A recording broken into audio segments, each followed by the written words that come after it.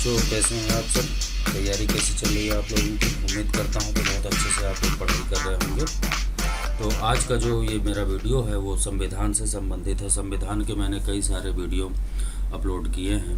अगर उन्हें आप लोगों ने नहीं देखा तो देख लेना, उससे कि आपका बेस कंप्लीट हो जाएगा और बहुत ही डीपली तैयारी उसमें मैंने कराई है। अगर उन्हें एक बार आप लोगों ने देख लिया तो समझिए कोई सा भी एग्ज़ाम आपसे बाहर नहीं होगा, उसी से क्वेश्चन आएंगे, इस बात की मेरी गारंटी है। और ये जो चीज़ें मैं दे रहा हूँ साथ में ऑब्जेक्टिव, इससे क्या है कि आप लोग अपना आकलन करें, कितनी तैयारी है कितनी नहीं है, उस चीज़ का आप यहाँ से आकलन करें। तो देखिए चलते हैं। पहला क्वेश्चन है संविधान सभा के, ठीक है, संविधान सभा के स्थायी अध्यक्ष कह रहा है कौन थे।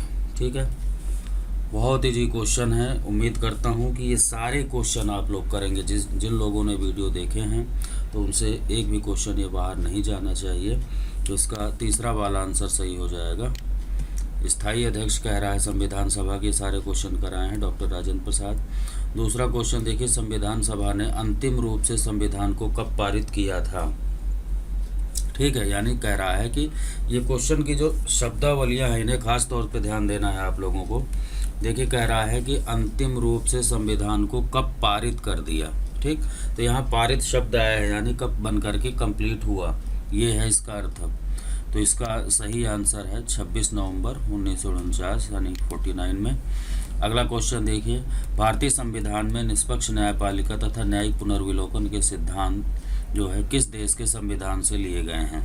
ठीक है, तो ये जो लिया गया है वो अमेरिका के संविधान से है।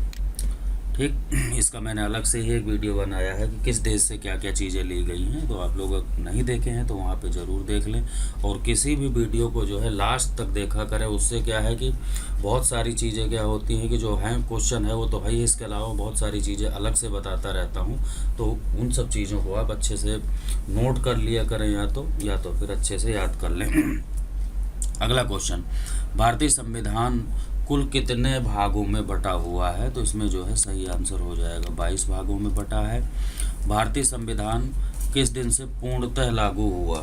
ठीक है, किस दिन से पूर्ण रूप से लागू हुआ, तो ये 26 जनवरी 1950 को पूर्ण रूप से लागू हुआ था। अगला क्वेश्चन, भारत गणतंत्र कब बना। ठीक है, भारत जो है गणतंत्र कब बना ये कह रहा है। तो ये भी सेम वही क्वेश्चन है, जिस दिन से हमारा संविधान लागू हुआ पूर्ण रूप से 26 जनवरी 1950 को, उसी दिन से जो है ये गणतंत्र राज्य हो गया। भारतीय संविधान के किस भाग को उसकी आत्मा की संज्ञा दी गई है। ठीक है, इस क्वेश्चन को मैंने बहुत अच्छे से क्लियर किया था। तो संविधान की जो आत्मा है वो है प्रस्तावना। अगला क्वेश्चन, भारतीय संविधान के अनुसार भारत है। ठीक है, भारतीय संविधान के अनुसार भारत है। देखिए प्रस्तावना वाली चीज़ें दी हुई हैं, प्रस्तावना वाला अलग से ही मैंने पूरा टॉपिक करवाया था। वहाँ पे ये भी बताया था कि ये क्वेश्चन मोस्ट इम्पोर्टेंट है।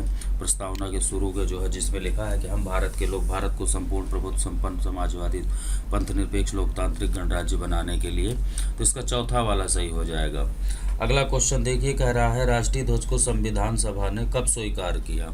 राष्ट्रीय ध्वज को मोस्ट इम्पोर्टेंट है, तो इसका सही आंसर है 22 जुलाई 1947 को संविधान सभा ने जो हमारा राष्ट्रीय ध्वज है उसे मान्यता दे दी थी, यानी पारित कर दे।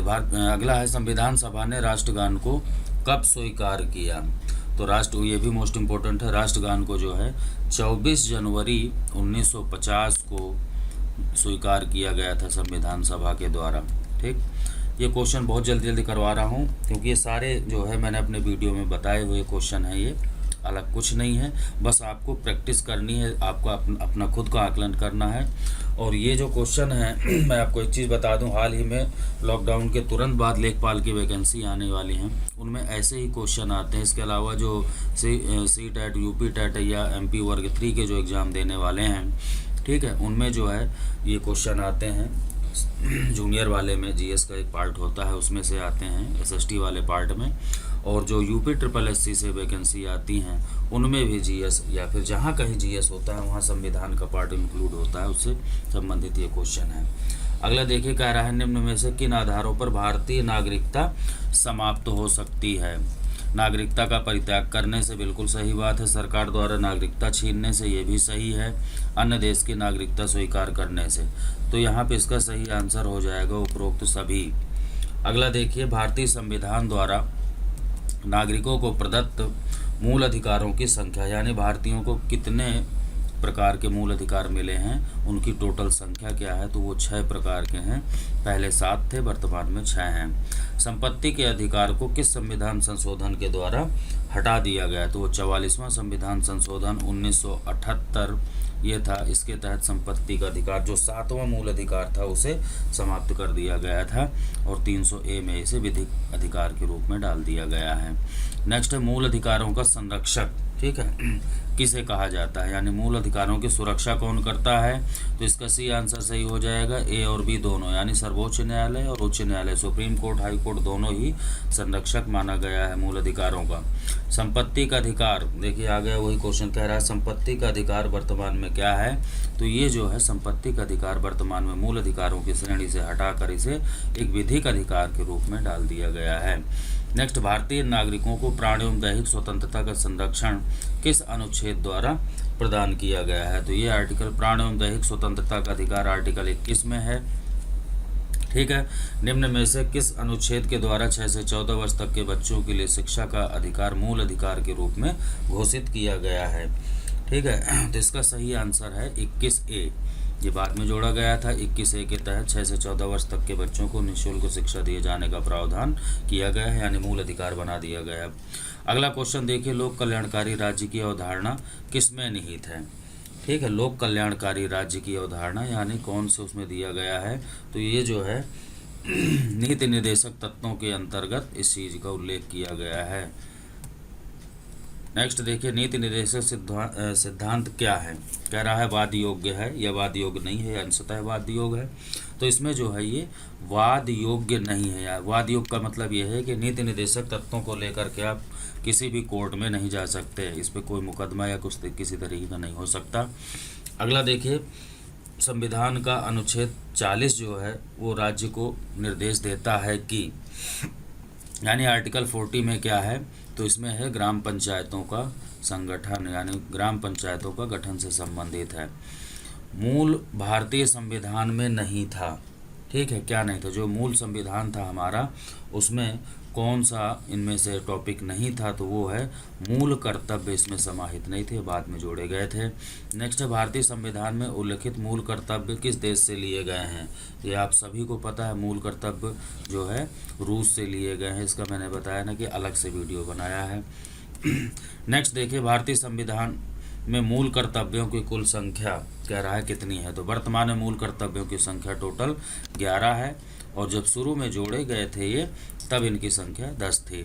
संविधान में मूल कर्तव्यों को किस समिति की अनुशंसा पर शामिल किया गया था, तो ये है स्वर्ण सिंह समिति की सिफारिशों के आधार पर इसे शामिल किया गया था। निम्न में से किसमें भारतीय संघ की शक्ति निहित है, संघ की शक्ति जो है वो राष्ट्रपति में निहित होती है। राष्ट्रपति वाला टॉपिक जो कराऊंगा अच्छे से क्लियर हो जाएगा। राष्ट्रपति के निर्वाचक मंडल में कौन कौन से शामिल होते हैं, राष्ट्रपति के निर्वाचक मंडल में, क्वेश्चन को अच्छे से पढ़ें, इसमें जो है कौन कौन से शामिल होंगे, तो ये तीसरा वाला, संसद के दोनों सदनों के निर्वाचित सदस्य तथा राज्यों के विधानसभाओं के निर्वाचित सदस्य, ठीक है। निर्वाचित शब्द को खास तौर से याद रखना मोस्ट इम्पोर्टेंट है, निर्वाचित सदस्य ही होते हैं, यानी लोकसभा राज्यसभा के निर्वाचित सदस्य और सभी राज्यों की विधानसभाओं के निर्वाचित सदस्य। इसके अलावा दिल्ली, पांडिचेरी जो केंद्र शासित प्रदेश हैं उनके भी विधानसभाओं के सदस्य भाग लेते हैं।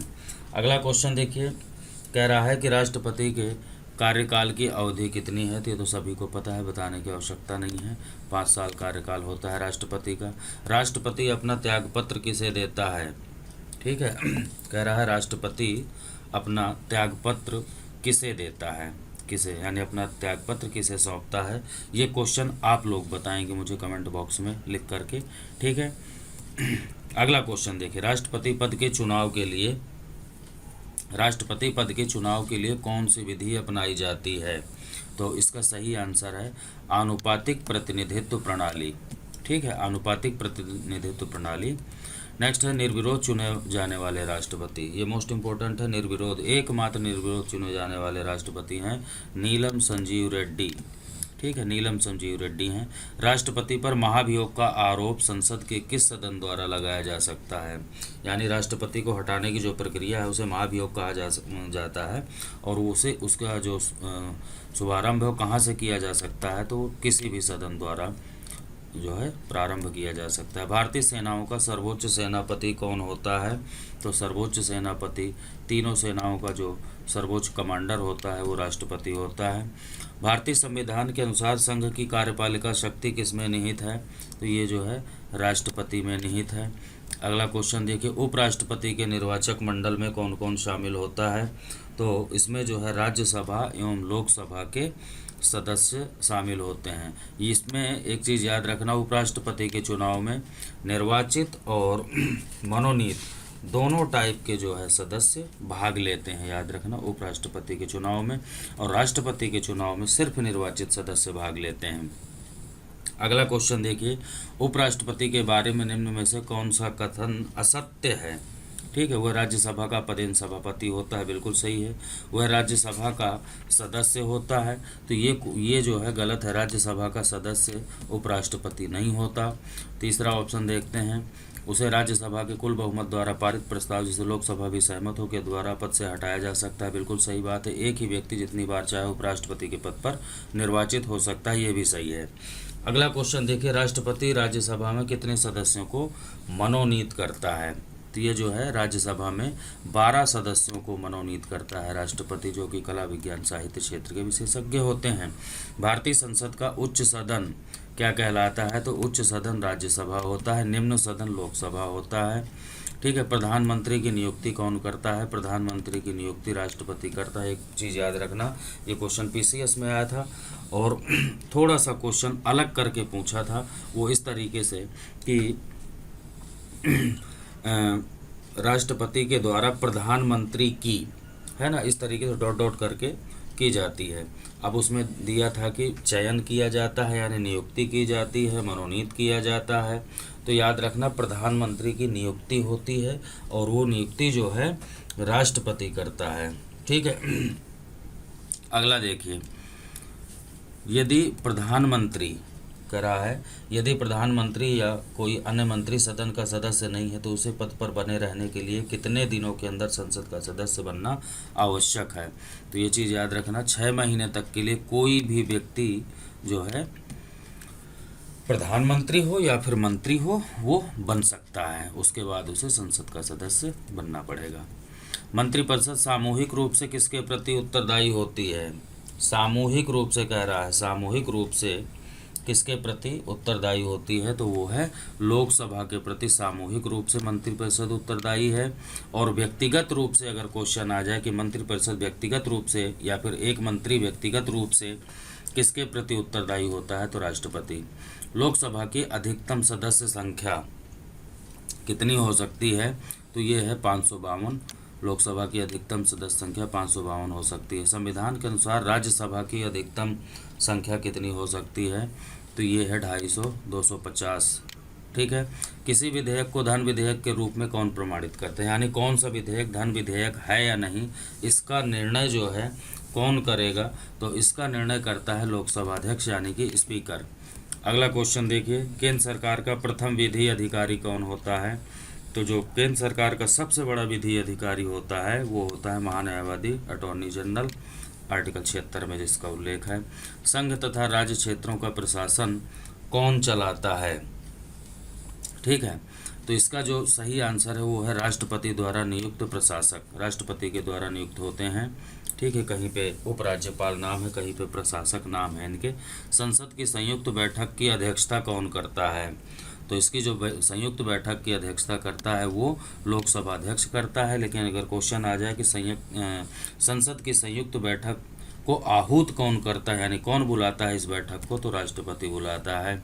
भारत के प्रथम राष्ट्रपति, ये तो बताने की शायद आवश्यकता ही नहीं है, सभी को पता है, डॉक्टर राजेंद्र प्रसाद प्रथम राष्ट्रपति थे। अगला क्वेश्चन देखिए, स्वतंत्र भारत के पहले भारतीय गवर्नर जनरल, याद रखना कह रहा है पहले भारतीय गवर्नर जनरल, एकमात्र बने थे भारत के गवर्नर जनरल जो भारतीय थे, वो थे श्री राजगोपालाचारी। नेक्स्ट है स्वतंत्र भारत के प्रथम प्रधानमंत्री, पता ही है, जवाहरलाल नेहरू। इसके बाद में देखिए अगला क्वेश्चन है, निम्न में से किस पद की व्यवस्था संविधान में नहीं है, यानी कौन सा ऐसा पद है जिसका उल्लेख संविधान में नहीं है, तो वो है आपका उप प्रधानमंत्री। ठीक है, उप प्रधानमंत्री का किसी भी आर्टिकल में उल्लेख नहीं है, बाकी सभी पदों का उल्लेख है। राज्यसभा के बारे में निम्न में से कौन सा कथन असत्य है, ठीक है, कह रहा है कौन सा गलत है, इसे अच्छे से कर देखिए, कह रहा है यह एक स्थायी सदन है, बिल्कुल सही बात है, राज्यसभा एक स्थायी सदन होता है। दूसरा ऑप्शन देखिए, इसके 1/3 सदस्य प्रति 2 वर्ष बाद सेवानिवृत्त होते हैं, ये भी सही बात है। इसकी सदस्यता के लिए 30 वर्ष या इससे अधिक आयु होना आवश्यक है, ये भी ठीक है। इसकी सदस्यता के लिए 25 वर्ष या इससे अधिक आयु होना आवश्यक है, तो ये जो है चौथा वाला गलत है, 25 नहीं चाहिए, इसमें जो है 30 साल या उससे ज़्यादा वाला व्यक्ति ही राज्यसभा का सदस्य बन सकता है। तो बच्चों कैसा रहा ये वीडियो मुझे ज़रूर बताना, और जो क्वेश्चन मैंने पूछा है आप लोगों से इस वीडियो में उसका आंसर भी मुझे कमेंट बॉक्स में लिख करके भेजना। और अगर वीडियो चाहिए वाले हो, इसके अलावा एक चीज़ और बता दूं कि मैंने हिंदी की पूरी सीरीज स्टार्ट कर दी है, पूरा कोर्स कराऊंगा 0 से लेकर के लास्ट तक पूरा सिलेबस, और इन्वायरमेंट की भी क्लासेस स्टार्ट हैं, उन्हें भी आप देखें। और साथ में जो है संविधान की कम से कम 12-13 वीडियो डाल चुका हूं मैं, जो बिल्कुल स्टार्टिंग से है, कोई गैप नहीं है किसी तरीके का।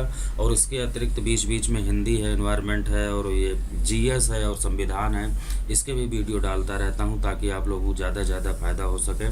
तो कैसा लगा ये मुझे ज़रूर बताना, इसके साथ साथ लाइक, सब्सक्राइब और ज़्यादा से ज़्यादा इस वीडियो को शेयर कर दें। धन्यवाद।